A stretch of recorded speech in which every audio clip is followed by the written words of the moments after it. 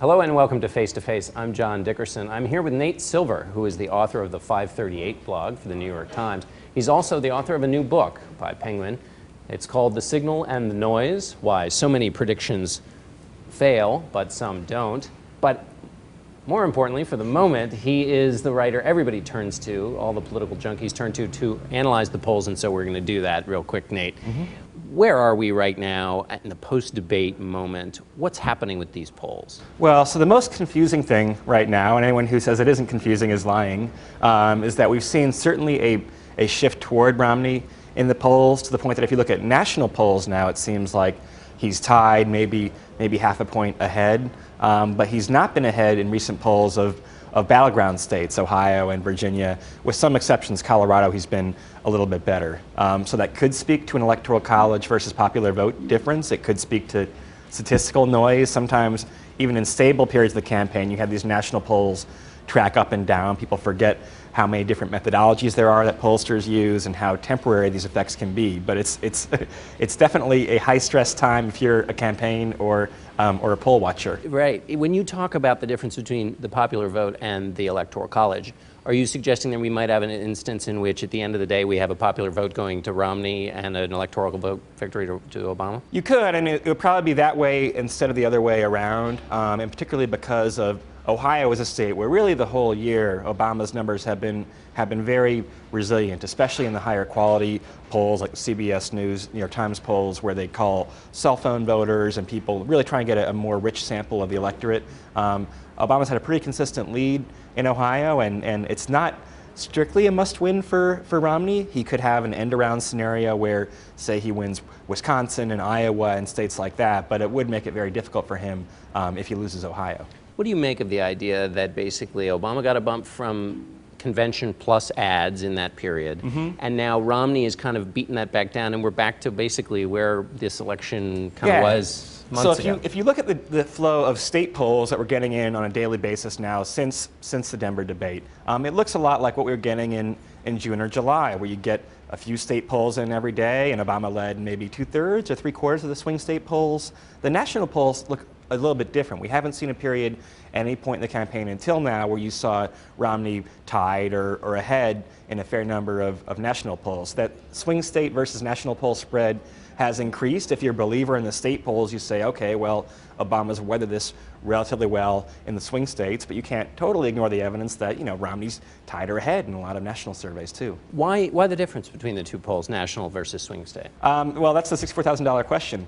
You have a different mix of pollsters in each arena, and the other thing too people don't realize is that polling is as much of an art as a science now, where even the best pollsters will only get 10% of people to return their phone calls. The worst pollsters might get 2 or 3%. So there's a leap of faith, and they hope that the 90% of people they don't reach are represented well by the 10% that they do. And so there are a lot of assumptions that go into polling, and if you have different techniques applied, then there's the margin of error in polling. The true one is larger than implied by the statistical calculation alone. Who are the voters that are moving to Romney? Do we know who they are?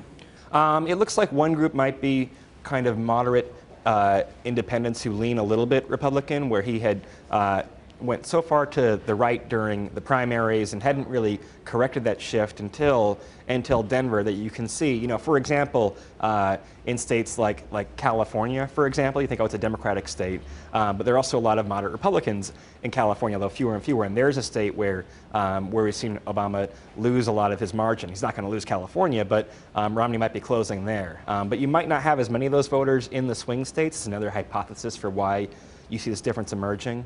Also, you have a big shift in enthusiasm levels where really for a couple of years now, ever since 2010, Republicans have been very excited about voting. Not because they love Romney, but because they do want to get Obama out of office. But after Denver, after the convention in Charlotte, you had Democrats equally excited about a second Obama term, and I think his somewhat listless performance at the first debate may have removed some of that enthusiasm. You see this enthusiasm gap growing again.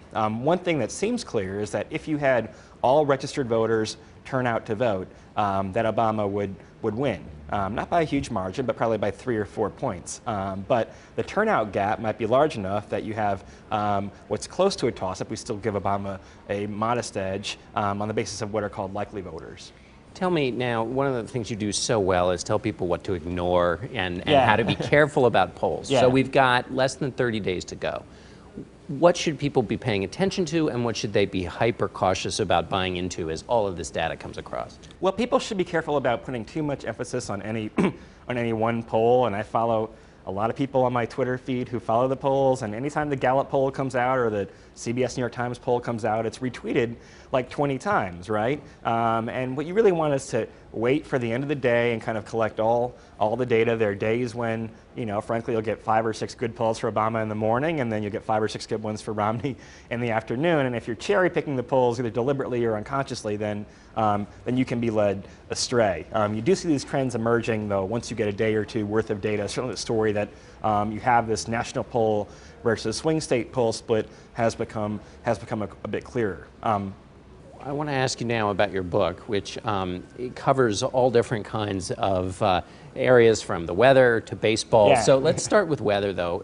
You talk about in the title, you talk about why so many predictions fail. People might put the weather forecasting in that, but that's Sure. It's kind of a success story, weather forecasting. Yeah. So right now, people think, oh, these hurricane forecasts are pretty bad.